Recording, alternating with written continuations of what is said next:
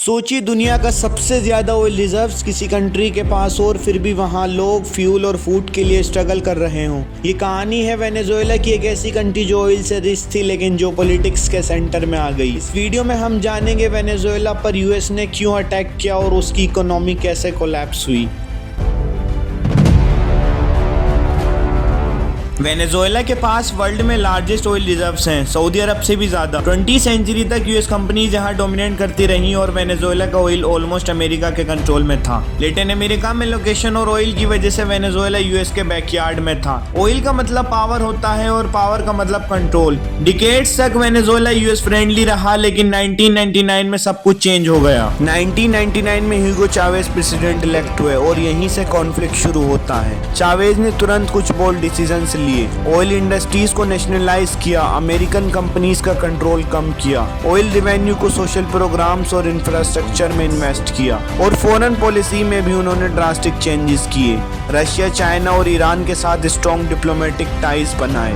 IMF और world bank के influence से डेलिबरेटली दूर रहे। यानी चावेज के लिए ऑयल सिर्फ वेनेजुएला के लोगों के लिए था, लेकिन यूएस के लिए यह एक सीरियस स्ट्रेटेजिक थ्रेट बन गया। 2002 में चावेज के खिलाफ मिलिट्री कूप अटेम्प्ट हुआ। Short lived pro US government announce हुई, लेकिन पब्लिक और आर्मी ने 48 आवर्स के अंदर चावेज को वापस ला दिया। इस इंसिडेंस ने अमेरिका को समझा दिया डायरेक्ट मिलिट्री इन्वेजन काम नहीं करेगी। स्ट्रेटेजी चेंज हुई, इकोनॉमी और पॉलिटिक्स वारफेयर प्लान किए गए। वेनेजुएला पर एक इकोनॉमिक वॉर शुरू हुई, बिना बॉम्ब्स, बिना मिसाइल। 2015 के बाद वेनेजुएला पर इकोनॉमिक सेक्शंस लगनी शुरू हुई। 2017 तक ऑयल एक्सपोर्ट्स को रेस्ट्रिक्ट कर दिया गया। 2019 आते आते सिचुएशन और भी सीरियस हो गई। इंटरनेशनल बैंक्स और ग्लोबल फाइनेंशियल सिस्टम से वेनेजुएला को कट ऑफ कर दिया गया। पैसे की मूवमेंट रुक गई, इंपोर्ट्स रुक गए और गवर्नमेंट का रिवेन्यू ऑलमोस्ट खत्म हो गया। इसका इफेक्ट सीधा लोगों पर पड़ा। हाइपर इन्फ्लेशन, करेंसी की वैल्यू गिर गई, फूड और मेडिसिन की शॉर्टेज हुई, बेसिक चीजें लग्जरी बन गई,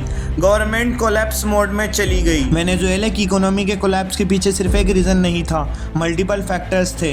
वेनेजुएला की इकोनॉमी ऑयल पर ओवर डिपेंडेंट थी। देश का 90 से 95% रेवेन्यू सिर्फ ऑयल से आता था। 2014 में जब ग्लोबल ऑयल प्राइसेस क्रैश हुए तो इनकम तुरंत कोलैप्स हो गई। इकोनॉमी बचाने के लिए गवर्नमेंट ने पैसा प्रिंट किया, जिससे करेंसी कोलैप्स हुई और हाइपर इन्फ्लेशन आ गई। मिसमैनेजमेंट और करप्शन की वजह से ऑयल प्रोडक्शन इतनी गिर गई कि रिकवरी ऑलमोस्ट इम्पॉसिबल हो गई। 2013 में ह्यूगो चावेज की डेथ के बाद निकोलस मादुरो पावर में आए। मादुरो ने पॉलिटिक्स और इकोनॉमी में कंटिन्यूटी मेंटेन की, लेकिन यूएस के लिए वो एक्सेप्टेबल लीडर नहीं थे।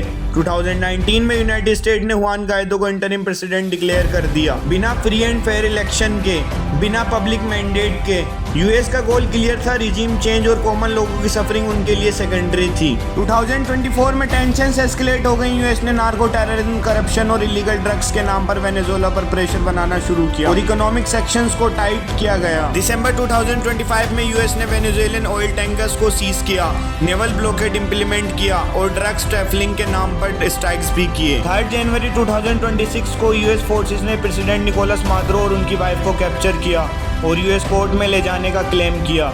वेनेजुएला पर प्रेशर अब सिर्फ इकोनॉमिक नहीं, पॉलिटिकल और मिलिट्री लेवल तक पहुंच चुका था और इस पूरे कॉन्फ्लिक्ट की सबसे बड़ी कीमत वेनेजुएलन पीपल ने चुकाई।